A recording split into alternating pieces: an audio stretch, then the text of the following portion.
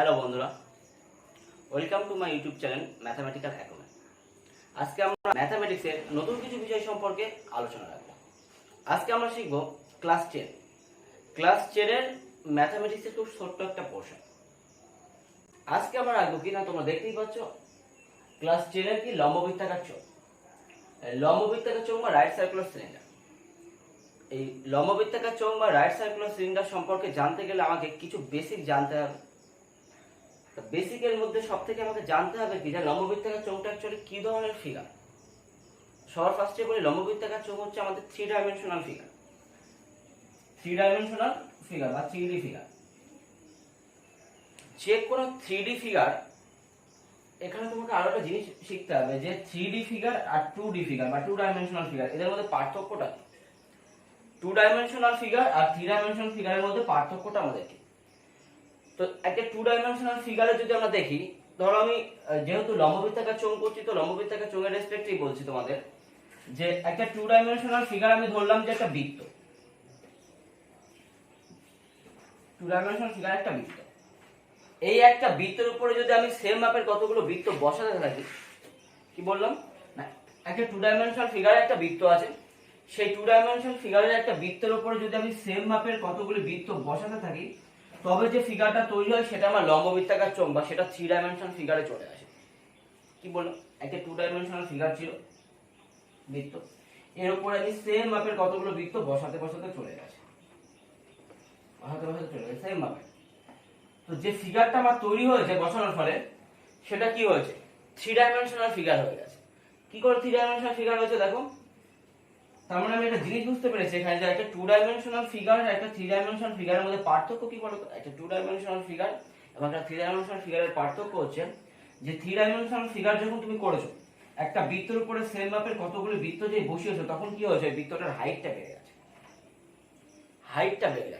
হাইটটা বেড়ে যাওয়ার কারণে কি হয়ে গেছে, এর এখন নামটা পরিবর্তন হয়ে গেছে কি, লম্ববৃত্তাকার চোখ। বোঝা গেছে এটুকু? এবার দেখো যে নাকি আমি কি বললাম, এটা আমার 3 ডাইমেনশনাল ফিগার হয়ে গেছে। তো 2 ডাইমেনশনাল ফিগারে আমরা বৃত্তর যে কনসেপ্ট সেটা কম বেশি পড়েছি, আমরা আবারও এখানে কনসেপ্টটা রাখবো হালকা পাতলা। তারপরে কি করব না, তোমার হচ্ছে এরপরে 3 ডাইমেনশনাল ফিগারে আমরা দেখতে পাচ্ছি যেহেতু এটা লম্ববৃত্তাকার চোঙ, তার মানে এর বেসিক কিছু প্রপার্টি আছে। কিন্তু একটা জিনিস খেয়াল রাখবে, যে অ্যাকচুয়ালি যে পরিবর্তনটা সেটা কি হয়েছে, 2 ডাইমেনশনাল ফিগার থেকে 3 ডাইমেনশনাল ফিগারে অ্যাকচুয়ালি পরিবর্তন কি হয়েছে। 2 ডাইমেনশনাল ফিগারে দেখো তোমার হাইট ছিল না, 2 ডাইমেনশনাল ফিগারে কি আমাদের হাইট ছিল না, আর 3 ডাইমেনশনাল ফিগারে কি হয়ে গেছে, এর হাইট চলে এসেছে। যখনই কোনো ফিগারের হাইট চলে আসে তখন তার আয়তন চলে আসে। যখনই কোনো ফিগারের হাইট চলে আসে তখনই কি তার আয়তনও চলে আসে।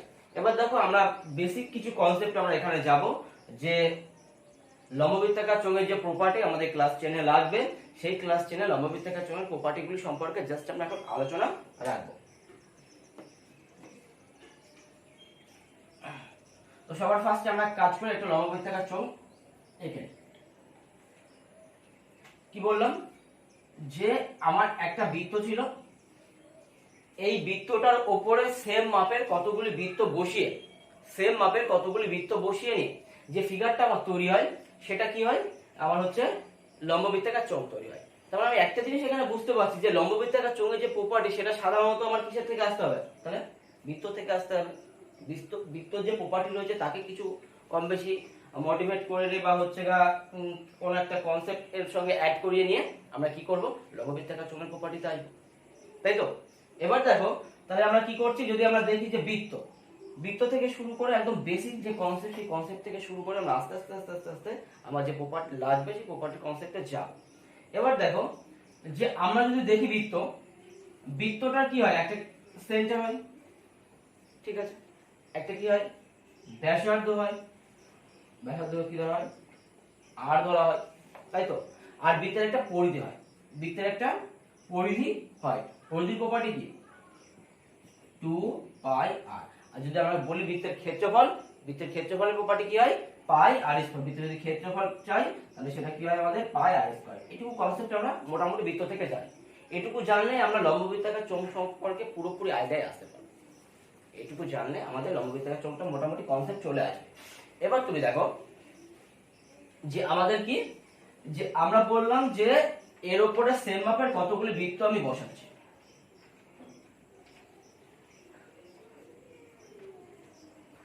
বসিয়ে ধরো আমার এই ফিগারটা তৈরি হয়েছে,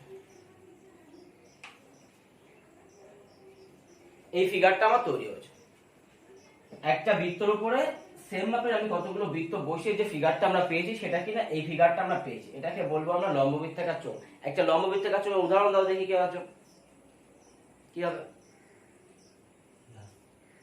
হ্যাঁ তুমি বলতে পারো গ্লাস, জগ, লোহার পাইপ, ঠিক আছে, এগুলো সব কি একটা লম্ববৃত্তাকার চোখের উদাহরণ, তাই না? তো দেখো তুমি এখানে কি বললাম যে এই যে ফিগারটা আমাদের এখানে রয়েছে, এবার আমরা কি বলেছি যে না বৃত্ত থেকে যেহেতু লম্ববৃত্তাকার চোঙটা এসেছে, ঠিক আছে, একটা বৃত্তের উপরে কতগুলো সেম উপরে বৃত্ত বসিয়ে আমরা লম্ববৃত্তাকার চোঙ তৈরি করেছি, তার মানে এই লম্ববৃত্তাকার চোঙের যে প্রপার্টি আসবে সেটা কি আসবে? এই বৃত্ত থেকে আসবে। এইবার তুমি দেখো একটা ভালো করে কনসেপ্ট খেয়াল করো তো দেখি, যে আমরা যখন একটা বৃত্তের উপরে সেম মাপের কতগুলো বৃত্ত বসিয়েছি, একটা বৃত্তের উপরে সেম মাপের কতগুলো বৃত্ত বসিয়েছি, তখন তার কি হচ্ছে? একটা এরিয়া চলে এসেছে না সাইডে, সাইডে একটা আলাদাভাবে এরিয়া এসেছে না, বাউন্ডারি লাইন চলে এসেছে না সাইডে। এবার বাউন্ডারি লাইনটা অ্যাকচুয়ালি কার উপর থেকে এসেছে বলো তো দেখি। দেখো তুমি বাউন্ডারি লাইনটা যেটা দিয়েছো বৃত্তের যে পরিধি, এই পরিধির উপরে হবে তো। লম্ববৃত্তাকার চোঙের কি একটা পাইপের ভেতরে কি হয়? ফাঁপা থাকে তো, একটা পাইপের ভেতরে কি হয়? ফাঁপা থাকে। আর বাউন্ডারি লাইনটা কোথায় থাকে? চারি সাইডে থাকে, চারি সাইডে থাকে। তার মানে বৃত্তটাকে যদি দেখি তাহলে এইটা আমার মেন বৃত্ত, তাহলে তার উপর দিয়ে তোমার হচ্ছে বাউন্ডারি লাইন গেছে, তার উপর দিয়ে বাউন্ডারি লাইন গেছে। তার মানে যখন ওই বাউন্ডারি লাইনটা এসেছে সেটা অ্যাকচুয়ালি কি এসেছে? সেটা অ্যাকচুয়ালি কি এসেছে বলতো? এই যে লম্ববৃত্তাকার চোঙের পার্শ্বতল চলে এসেছে, মানে পাশের তল চলে এসেছে। কি বললাম বোঝা গেছে? এটা আমার কি হয়েছে? একটা লম্ববৃত্তাকার চোঙ, সেই লম্ববৃত্তাকার চোঙের একটা পাশের তল চলে এসেছে। সেই পাশের তলটা অ্যাকচুয়ালি কিভাবে বের হয় দেখো, তুমি তো খুব ভালো করে ছবিটার দিকে দেখো, যে আমি যে পাশের তলটা আঁকিয়েছি এখানে, তো সেটা কার উপরে তৈরি হয়েছে বলতো? বৃত্তের পরিধির উপর তৈরি হয়েছে না? তার মানে এই পাশের তলটা অ্যাকচুয়ালি এসেছে কিভাবে? বৃত্তের পরিধির উপরে কতগুলো বৃত্ত বসিয়ে বসিয়ে বসিয়ে বসিয়ে কি হয়েছে? এই বৃত্তের হাইটটা বেড়ে গেছে না? এই লম্ববৃত্তাকার চোঙের হাইটটা বেড়ে গেছে না? মানে অ্যাকচুয়ালি লম্ববৃত্তাকার চোঙটা আসতে গেলে কি হাইটটা আসতে হয়েছে।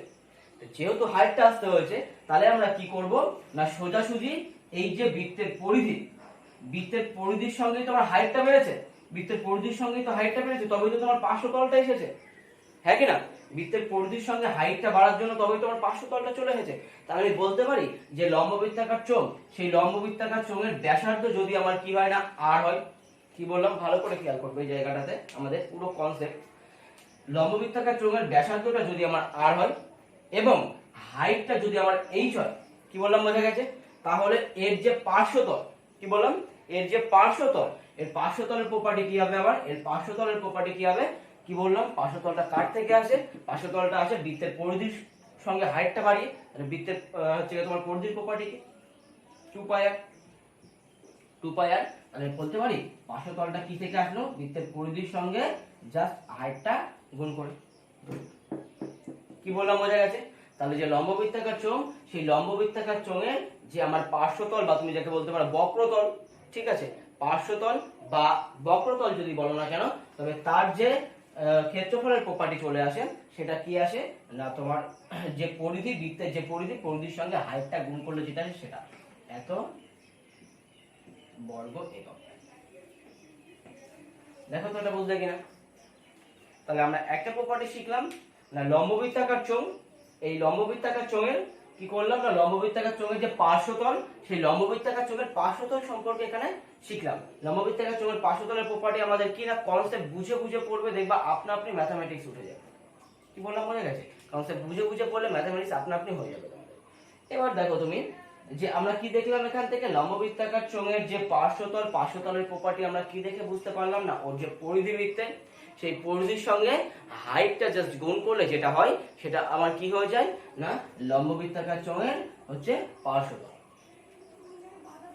আর আমরা কি বললাম ফার্স্টেই আমরা বলে নিয়েছি যে একটা 3 ডাইমেনশনাল ফিগারের যে পরিবর্তন আসে, 2 ডাইমেনশনাল ফিগারের সঙ্গে 3 ডাইমেনশনাল ফিগার আসতে গেলে একটা নতুন কনসেপ্ট আমাদের অ্যাড হয়, সেটা কিনা আয়তন চলে আসে। কি চলে আসে? আয়তন চলে আসে। এবার দেখো আয়তনটাকে যদি আমরা দেখি, আয়তনটা অ্যাকচুয়ালি কিভাবে হয় দেখো, 2 ডাইমেনশনাল ফিগার থেকে 3 ডাইমেনশনাল ফিগারে যেতে গেলে আয়তনটা অ্যাকচুয়ালি কিভাবে হয় আমাদের, যে কোনো, শুধু লম্ববৃত্তাকার চোঙ বলে না, তুমি যে কোনো 3 ডাইমেনশনাল ফিগারের ক্ষেত্রে যেতে পারবে। যে কোনো, কি করতে পারো না, যে কোনো 3 ডাইমেনশনাল ফিগারের ক্ষেত্রে যদি আমাকে আয়তন বের করতে হয়, তাহলে সবার ফার্স্টে আমাকে একটা কনসেপ্ট খেয়াল করতে হয়, যে কি না সেই লম্ববৃত্তাকার বা যাই প্রপার্টিটা দেওয়া আছে 3 ডাইমেনশনাল ফিগারে, তার যে ভূমি সেটা কি দেওয়া আছে সেটাকে দেখে নেবে। তার যে ভূমি সেটা কি দেওয়া আছে সেটা দেখে নেবে। আমার এটা কি দেওয়া আছে, লম্ববৃত্তাকার চোঙ। লম্ববৃত্তাকার চোঙের ভূমি কি? লম্ববৃত্তাকার চোঙের ভূমি কি? বৃত্ত তো, বৃত্ত তো। তাহলে আমার কাজ কি, যেটা ভূমি থাকবে 3 ডাইমেনশনাল ফিগারে যার আমি আয়তন বের করব, তার যে ভূমি থাকবে সেই ভূমির যে ক্ষেত্রফল তার সঙ্গে শুধু হাইটটা গুণ করতে হবে। সেই ভূমির যে ক্ষেত্রফল, সেই ভূমির ক্ষেত্রফলের সঙ্গে কি করতে হয় না, হাইটটা জাস্ট গুণ করে দিতে হয়। তাহলে আমি কি বললাম, যে শুধু লম্ববৃত্তাকার চোঙ বলে নয়, তুমি যে কোনো 3 ডাইমেনশনাল ফিগারের ক্ষেত্রে সেম প্রপার্টি অ্যাপ্লাই করতে পারো। হাইটটা কি হবে, তার মানে এই যে লম্ববৃত্তাকার চোঙ আমার রয়েছে, এই লম্ববৃত্তাকার চোঙের আয়তন কি হবে, আয়তন কি হবে, আয়তনকে যদি আমি ভি দ্বারা প্রকাশ করি বা ভলিউম দ্বারা প্রকাশ, মানে ভলিউম বলি, তো তাহলে আমার সেটা কি হয়েছে, আমার হচ্ছে কি বললাম, এর যে ভূমি, ভূমি কি, এর যে ভূমি, ভূমি কি বৃত্ত, কি বললাম, বৃত্তের ক্ষেত্রফলের সঙ্গে কি হয়, আমার বৃত্তের ক্ষেত্রফলের সঙ্গে হাইটটা গুণ হয়ে যায়। তাহলে আমি কি বলতাম, বৃত্তের ক্ষেত্রফলের সূত্র কি আমরা জানি, এখানে লিখেছি পাই আর স্কয়ার। বৃত্তের ক্ষেত্রফলের প্রপার্টি কি, পাই আর স্কয়ার, তার সঙ্গে কি গুণ হবে, হাইটটা গুণ হবে। এর হাইটটা যেটা সেটা গুণ করে দাও, এর হাইটটা যেটা সেটা গুণ করে দাও। গুণ করলে কত হয় আমার, এত ঘন একক। এতটা কি হবে আমার, এত ঘন একক। আচ্ছা, কনসেপ্ট আমার সেম, সবগুলো একই কনসেপ্টে আছে। যে কোনো 3 ডাইমেনশনাল ফিগারের ক্ষেত্রে যদি আয়তন আসে, 3 ডাইমেনশনাল ফিগার মানে তার আয়তন আসবে। আর আয়তনটা কিভাবে আসে, তার যে আমার ভূমি, সেই ভূমির যে ক্ষেত্রফল, সেই ভূমির ক্ষেত্রফলের সঙ্গে কি করতে হয়, এটা জাস্ট হাইটটা আমার গুণ করে দিতে হয়। তার যে ভূমির ক্ষেত্রফল তার সঙ্গে জাস্ট হাইটটা গুণ করে দেবো। দেখো তাই করেছি। তুমি যদি এইটুকুকে ভালো করে সেপারেট করে, এটা আমার কি লম্ববৃত্তাকার চোঙের যে বেস, বেসের যে ক্ষেত্রফল, বেসটা কি আমার বৃত্ত, বৃত্তের ক্ষেত্রফল তার সঙ্গে হাইট গুণ করা, পাই আর স্কয়ার। বোঝা গেছে সূত্র কি করে আসে, সেম ভাবে। এটাকে যদি আমরা দেখি, এটা কি ছিল আমার পার্শ্বতল বা বক্রতলের ক্ষেত্রফল, এই লম্ববৃত্তাকার চোঙের পার্শ্বতল বা বক্রতলের ক্ষেত্রফল সেম ভাবে। দেখো কিভাবে হয়েছে, পার্শ্বতলটা অ্যাকচুয়ালি কার হচ্ছে, বৃত্তের পরিধির উপরে উঠেছে, বৃত্তের পরিধির উপরে উঠেছে। তার মানে আমি বলতে পারি বৃত্তের পরিধির সঙ্গে আমার হাইটটা গুণ, তাই করা আছে। দেখো বৃত্তের পরিধির সঙ্গে হাইটটা গুণ, কনসেপ্ট আমার একই সব, ঠিক আছে। তারপরে কি আসে না, এইটা যেহেতু আমার লম্ববৃত্তাকার চোঙ, এবার তুমি যদি এটাকে ভালো করে দেখো, এখানে দেখো কতগুলো তল তৈরি হয়েছে বলো তো, এখানে কতগুলো তল তৈরি হয়েছে, 3টে তল তৈরি হয়েছে। কটা, 3টে তল। দেখো তো খুঁজে পাও নাকি, এ দেখো একটা তলে দেখো, এ দেখো দুটো, আর আরেকটা কি আমরা বলেছি, পার্শ্বতল। তাহলে লম্ববৃত্তাকার চোঙের কটা তল হয়, 3টে তল হয়। কটা, 3টে তল হয়। কি কি, এ দেখো একটা তল, এখানে একটা তল, দেখো একটা উপরের তল আছে, একটা নিচে আছে, আর একটা কিনা পাশে যে তলটা আছে সেটা। তাহলে 3টে তল তৈরি হয়েছে। তার মানে কি, এইবার দেখো এই কারণে কি হয়, এর যে পার্শ্বতল, শুধু পার্শ্বতল নয়, আরো একটা তল, মানে আরো একটা ক্ষেত্রফল চলে আসে সমগ্র তলের। কি বললাম, বোঝা গেছে, সমগ্র তল। সমগ্র তল মানে কি, সমগ্র কথার অর্থ কি, সব। তবে সমস্ত তল নিয়ে যে ক্ষেত্রফলটা হবে সেটা আমার সমগ্র তলের ক্ষেত্রফল হবে। আচ্ছা, তোমরা নিজে বলো তো দেখি, যে আমার এই লম্ববৃত্তাকার চোঙ, আমার এই লম্ববৃত্তাকার চোঙটা আছে, এই লম্ববৃত্তাকার চোঙের যে সমগ্র তল সেটা কতগুলো তল রয়েছে, 3টে তল। তাহলে 3টে তলের যে ক্ষেত্রফল, সেই ক্ষেত্রফল যোগ করলে আমার কি আসবে, সমগ্র তলের ক্ষেত্রফল আসবে, হ্যাঁ কি না। 3টে তলের যে ক্ষেত্রফল, সেই ক্ষেত্রফল যোগ করলে তোমার সমগ্র তলের ক্ষেত্রফল আসবে।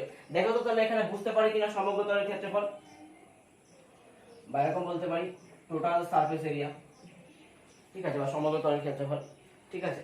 তো দেখো এটা আমরা কি করতে পারি, ভালো করে খেয়াল করবে। আমরা কি বললাম, কটা তল রয়েছে আমার লম্ববৃত্তাকার চোঙে, 3টে তল রয়েছে আমাদের, 3টে তল রয়েছে।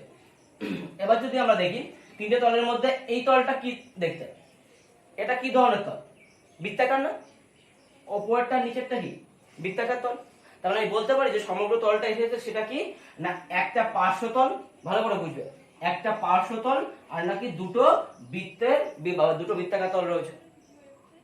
বোঝা গেছে এটুকু। আমি কি বললাম, সমগ্র তলের ক্ষেত্রফলটা তাহলে অ্যাকচুয়ালি এসেছে কি, একটা পার্শ্বতল এবং দুটো বৃত্তাকার তল নিয়ে এসেছে, দুটো বৃত্তাকার তল নিয়ে এসেছে। তাহলে জাস্ট আমরা এখানে কি বলবো, একটা পার্শ্বতল। আচ্ছা, লম্ববৃত্তাকার চোঙের যে পার্শ্বতল, সেই পার্শ্বতলের প্রপার্টি কি হয় বলো, লম্ববৃত্তাকার চোঙের যে পার্শ্বতল, পার্শ্বতলের প্রপার্টি কি হয়, দেখেছি তো, বৃত্তের পরিধির সঙ্গে কি হাইটটা গুণ, বৃত্তের পরিধির সঙ্গে আবার হাইটটা গুণ, বৃত্তের পরিধি কি 2 পাই আর তার সঙ্গে হাইট গুণ করলে যেটা হয় সেটা কি হচ্ছে আমার পার্শ্বতলের ক্ষেত্রফল। তাহলে আমরা কি বলেছি, এটা অ্যাকচুয়ালি তৈরি হচ্ছে আমার বৃত্তের পরিধি তার সঙ্গে কি তৈরি হবে, তার সঙ্গে কি অ্যাড হবে, তার সঙ্গে অ্যাড হবে কি আমাদের বৃত্তের বা হচ্ছে তোমার এই যে বা তোমার কি বলতে পারে এই যে দুটো তল রয়েছে এই দুটো তলের ক্ষেত্রফল, এই দুটো তলের ক্ষেত্রফল। আচ্ছা বৃত্তের ক্ষেত্রফলের প্রপার্টি কি হয়, একটা বৃত্তের ক্ষেত্রফল কি হয়, একটা বৃত্তের ক্ষেত্রফল কি আমাদের এই যে পাই আর স্কয়ার, একটা বৃত্তের ক্ষেত্রফলের প্রপার্টি কি পাই আর স্কয়ার, তাহলে দুটো বৃত্তের ক্ষেত্রফলের প্রপার্টি বলতে পারি 2 পাই আর স্কয়ার, বলতে পারি আমরা, বলতে পারি তো। তাহলে আমরা কি করব না দুটো বৃত্তের ক্ষেত্রফল কি করব 2 পাই আর স্কয়ার, তাহলে এর সঙ্গে কি করব আমরা 2 পাই আর স্কয়ারটা অ্যাড করিয়ে দিলাম।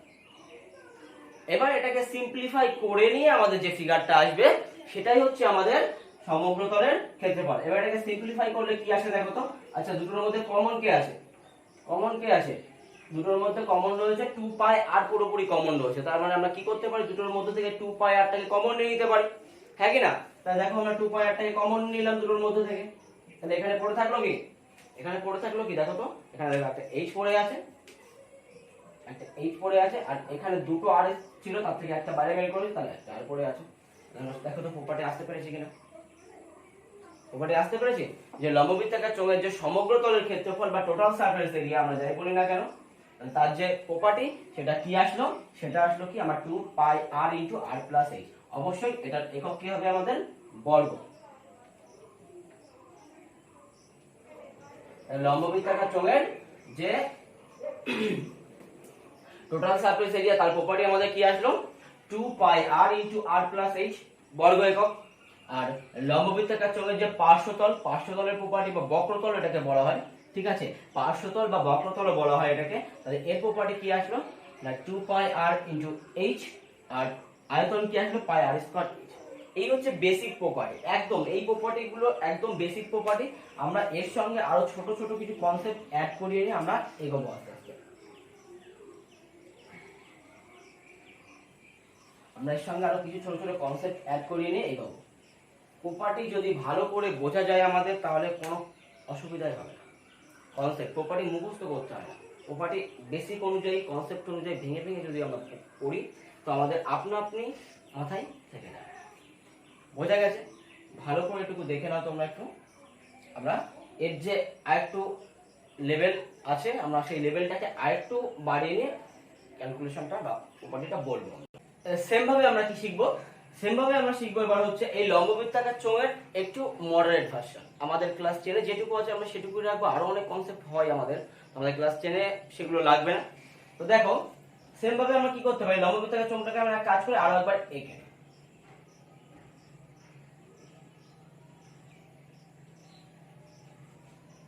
ধরলাম এটা আমাদের একটা লম্ববৃত্তাকার চোঙ। এই লম্ববৃত্তাকার চোঙটা যদি আমার ফাঁপা হয়, যদি আমার ফাঁপা হয়ে যায় তাহলে কি হবে। আর জিনিস খেয়াল রাখবে যে যখনই আমার লম্ববৃত্তাকার চোঙ ফাঁপা হয়ে যাবে তখন কি হবে না এর ভেতরে আমার দুটো সুন্দর সুন্দর কনসেপ্ট আছে, একটা হচ্ছে অন্ত ব্যাসার্ধ বা আর অন্তব্যাস, আর বহিঃব্যাসার্ধ বহিঃব্যাস। কি বললাম বোঝা গেছে? যখনই আমার লম্ববৃত্তাকার চোঙটা ফাঁপার কনসেপ্ট চলে আসবে তখন কি হবে না তখন হচ্ছে আমার কি আসবে এর মধ্যে থেকে দুটো সুন্দর সুন্দর কনসেপ্ট আসবে। কি কি? একটা আমাদের কি বহিঃব্যাসার্ধ এবং বহিঃব্যাস এবং অন্তর্ব্যাসার্ধ এবং অন্তর্ব্যাস, ঠিক আছে। আচ্ছা তো আমরা ধরে নিচ্ছি যে এই লম্ববৃত্তাকার চোঙটা, এই যে লম্ববৃত্তাকার চোঙ, এই লম্ববৃত্তাকার চোঙের এইটা হচ্ছে অন্তর্ব্যাসার্ধ মানে কি। দেখো আমরা এখানে সুন্দর কনসেপ্ট দেখতে পাচ্ছি, দুটো বৃত্ত তৈরি হয়েছে এখানে। যখনই আমার লম্ববৃত্তাকার চোঙটা ফাঁপা হয়েছে তখন কি হয়েছে দুটো বৃত্ত তৈরি হয়েছে। একটা হচ্ছে দেখো বাইরে যে ব্ল্যাক কালি দিয়ে করা রয়েছে এটা, আর একটা কি না হচ্ছে ব্লু কালি দিয়ে করা রয়েছে সেটা। ভেতরটা কি হচ্ছে অন্তবৃত্ত, অন্ত মানে কি ভেতরে, তাহলে এটা আমাদের কি ভেতরে রয়েছে।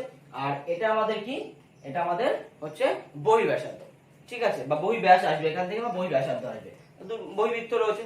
তাহলে আমরা এক কাজ করি যে আমরা নাম দিলাম যে অন্তঃব্যাসার্ধকে আমরা R1 দিলাম, ঠিক আছে, বা অন্তঃব্যাসার্ধটাকে যদি আমরা R1 দিই তাহলে এই বহিঃব্যাসার্ধটাকে আমরা কি বলতে পারি R2 নাম দিতে পারি। আচ্ছা আমরা এক কাজ করি R2 না এটাকে R1 দিই আর এটাকে R2 দিই। বড়টা আমার আগে রয়েছে যেটা বাইরে সেটা তো আমরা দেখতেই পাচ্ছি বড় বৃত্ত, তাহলে ওটাকে আমরা R1 নাম দিই, এটাকে আমরা R2 নাম দিই। বোঝা গেছে? তো যদি দিই তাহলে আমার সেম কনসেপ্ট চলে আসে। সেম কনসেপ্ট মানে আমার সেম জিনিস। দেখো এর যখন সমগ্র তলের ক্ষেত্রফল বলবে, এর যখন সমগ্র তলের ক্ষেত্রফল বলবে তখন কি হবে, আচ্ছা, সমকতলের প্রপার্টি তো আমরা কেবলই শিখলাম, যদি আগের বারে তো শিখে নিলাম আগের কনসেপ্টে কি না, যখন আমার সমকতলের ক্ষেত্রফল বের করতে হয় তখন সেটা কি হয় না, তার যে পার্শ্বতল সেই পার্শ্বতলের সঙ্গে কি করতে হয় না, উপরের তলটা এবং নিচের তলটা কি করতে হয়, তাদের ক্ষেত্রফলটা যোগ করে দিতে হয়। এটা আমরা করলাম আগে। তাহলে এটা যদি আমরা সমকতলের ক্ষেত্রফল বের করতে যাই তাহলে কি হবে, কনসেপ্ট আমার সেম। দেখো এর যে পার্শ্বতল সেই পার্শ্বতলের সঙ্গে কি উপরের বৃত্তের ক্ষেত্রফল এবং নিচের বৃত্তের ক্ষেত্রফলটা যোগ করে দিলে হয়ে যাবে। বোঝা গেছে? তো তাই যদি করি তাহলে দেখো তো আমাদের কি হচ্ছে, তাহলে পরে আমাদের হচ্ছে তোমার এই যে লম্ববৃত্তাকার চোঙের যে পার্শ্বতল সেটা কি আসবে, পার্শ্বতল কি আসবে, ভালো করে দেখো। যদি আমরা বাইরের বৃত্তটাকে নিই তাহলে তার জন্য পার্শ্বতল কোনটা চলে এসেছে, এইটা না? তার জন্য পার্শ্বতলকে এই ব্ল্যাক কালিতে টানা এই বর্ডারটা চলে এসেছে না? পার্শ্বতলের প্রপার্টি কি হয়, বৃত্তের পরিধির সঙ্গে হাইট গুণ, বৃত্তের পরিধির সঙ্গে কি আমার হাইট গুণ করতে হয়। তাহলে এই ক্ষেত্রে কি হবে পার্শ্বতলের ক্ষেত্রফল বলো তো? এর ক্ষেত্রে পার্শ্বতলের ক্ষেত্রফল আমাদের সুন্দরভাবে একটা কনসেপ্ট আসবে কিনা, এই যে বৃত্ত সেই বৃত্তের যে পরিধি, এই বৃত্তের পরিধির কি হবে 2 পাই, এখানে তো আর নেই, কত আছে r1, তাহলে এটা কত হবে 2 পাই r1। ঠিক আছে, তার সঙ্গে কি করতে হবে, এর যে হাইট সেটা গুণ করে দিতে হবে, তাই না? তাহলে হাইটটা গুণ করে দিলাম, প্লাস কি হবে আমাদের, প্লাস আমাদের হবে সেম ভাবে বৃত্ত তো দুটো রয়েছে আমাদের, তাহলে ভিতরের বৃত্তটারও কি করতে হবে সেম ভাবে পার্শ্বতল বের করতে হবে। ভিতরের বৃত্তের ব্যাসার্ধ আমরা কত ধরেছি r2 না, ভেতরের বৃত্তের ব্যাসার্ধ কত ধরেছি আমরা r2। তাহলে আমরা কি করলাম, যে বৃত্তের যে পরিধি তার সঙ্গে হাইট আবারও গুণ করলাম। তাহলে প্রথমটা কি হলো, আমার বাইরের বৃত্তের ক্ষেত্রে পার্শ্বতলের ক্ষেত্রফল চলে আসলো, আর পরেরটা কি চলে আসলো, ভেতরের বৃত্তের ক্ষেত্রে পার্শ্বতলের ক্ষেত্রফল চলে আসলো। কি বললাম, বোঝা গেছে? এটা কি চলে আসলো, ভেতরের বৃত্তের ক্ষেত্রে পার্শ্বতলের ক্ষেত্রফল। কিন্তু আমরা কি বের করছি, সমগ্রতলের ক্ষেত্রফল বের করছি না, আমরা কি বের করছি, সমগ্রতলের ক্ষেত্রফল। তো সমগ্রতলের ক্ষেত্রফল বের করতে গেলে কি হচ্ছে, এখন তো আমার এই দুটো তলের যোগফল করতে হবে, এই দুটো তলের বর্গের যোগফল করতে হবে। তাহলে এই দুটো তলের বর্গের যদি যোগফল করি তাহলে কি হবে, একটু ভালো করে দেখো এই জায়গাটা। ঠিক আছে, তো এইটা কি হয় দেখো, এই যখন তলের ক্ষেত্রফল বের করতে যাব তখন অ্যাকচুয়ালি আমরা যে লাইনটা বের করছি, দেখো তো টোটাল যে এরিয়াটা রয়েছে r1, বা যদি আমরা বড় বাইরের বৃত্তটাকে বলি সেটা কি আমার r1 রয়েছে। তাহলে এর যে এই বৃত্তের যে ক্ষেত্রফল হবে, ভালো করে বুঝতে, এই বৃত্তের যে ক্ষেত্রফল হবে সেটা কত হবে, বাইরের যে বৃত্তটা রয়েছে আমার r1টা, এটা এই বৃত্তের ক্ষেত্রফল কত হবে আমাদের, এই বৃত্তের ক্ষেত্রফল কত, বৃত্তের ক্ষেত্রফল তো পাই r স্কয়ার। তাহলে ওই বৃত্তের ক্ষেত্রফল আমি বলতে পারি পাই r1 স্কয়ার, বলতে পারি। সেম ভাবে ভেতরের বৃত্তের আমি ব্যাসার্ধ কত ধরেছি r2, তাহলে ওর যে ক্ষেত্রফল সেটা কত হবে, ওর যে হচ্ছে ক্ষেত্রফল সেটা কত হবে, পাই r2 স্কয়ার হবে, পাই r2 স্কয়ার হবে। এইবার কি হয়, তুমি যদি ভালো করে দেখো, আমাকে যদি এই লাইনটা টানতে হয় সেটা কি করতে হয় বলো তো, সোজা সোজা আমরা কি করব, বিয়োগ করে দেব। কি বললাম, বোঝা গেছে কনসেপ্ট? কি বললাম না, আমাকে যখন হচ্ছে এই বৃত্তের ক্ষেত্রফলটা যখন এখান থেকে সোজাসুজি বিয়োগ করে দেব, মোট কথা বড়টা থেকে ছোটটা স্কয়ার যোগফল বিয়োগ। বোঝা গেছে আমাদের? যদি বোঝা যায় তাহলে আমরা এবার এটাকে একটু সিম্পলিফাই করি, এই পোরশনটাকে সিম্পলিফাই করি। উপরের পোরশনটা থেকে কমন যাচ্ছে কি বলো তো দেখি, উপরের পোরশন থেকে কমন যাচ্ছে দেখো 2 পাই h, তাই তো? এখানেও 2 পাই h আছে, তাহলে আমরা কাজ করি, এখান থেকে 2 পাই r1 plus r2 into h করলাম। বোঝা গেছে? 2 পাই r1 plus r2 into h করলাম। তার সঙ্গে কি আছে, এখান থেকে কমন যাচ্ছে কি আমার পাই কমন যাচ্ছে, পাই কমন নিলে পরে কি পেলাম r1 square minus r2 square. এটাকে আমরা একটু নিচে সুন্দর করে একটু লিখে নিই ফিগারটাকে দেখো তো বুঝলে কিনা,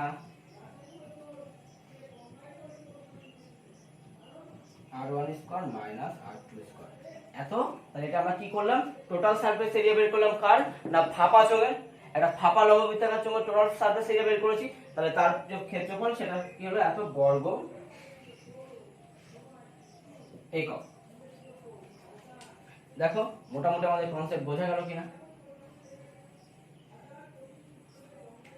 বোঝা গেছে? এবার তুমি আরেকটুখানি ভালো করে দেখো যে আমরা এখানে যে ছবিটা এঁকেছি সেই ছবিটার মধ্যে এই যে এরিয়াটা, এটা অ্যাকচুয়ালি কি বেরিয়েছে, এটা কি বেরিয়ে গেছে, এই এরিয়াটা বেরিয়েছে কিনা দেখো তো একটু ভালো করে। এটা আমরা কি বলেছিলাম যে লম্ববৃত্তাকার চোঙের কি পার্শ্বতলের সঙ্গে কি উপরের তল এবং নিচের তলে যোগফল করতে হবে ক্ষেত্রফলের।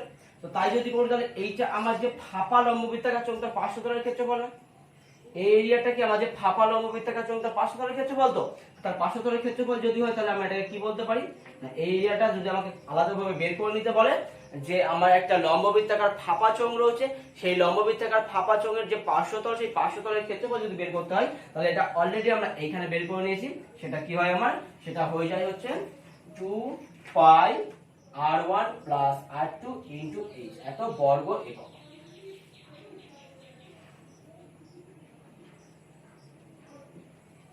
এত বর্গ একক। এই আমাদের সিলেবাসে আছে ক্লাস 10 এর। আমরা এর পরবর্তী পার্টে এর যে ম্যাথামেটিক্স, এই ম্যাথামেটিক্স সম্পর্কে আলোচনা করব। তোমরা যদি এই ভিডিওটাকে ভালো লেগে থাকে তোমাদেরকে, তাহলে তোমরা কি করবে, আমাদের চ্যানেলটিকে সাবস্ক্রাইব করবে অবশ্যই, এবং বন্ধুদের মধ্যে শেয়ার করবে এবং লাইক এবং কমেন্ট করবে। আর তোমরা কি করবে, সঙ্গে সঙ্গে আরো একটা বলে রাখি যে না, তোমরা যেগুলো পোর্শন আমরা পড়াচ্ছি খুব সুন্দরভাবে খাতায় নোট করে নেবে।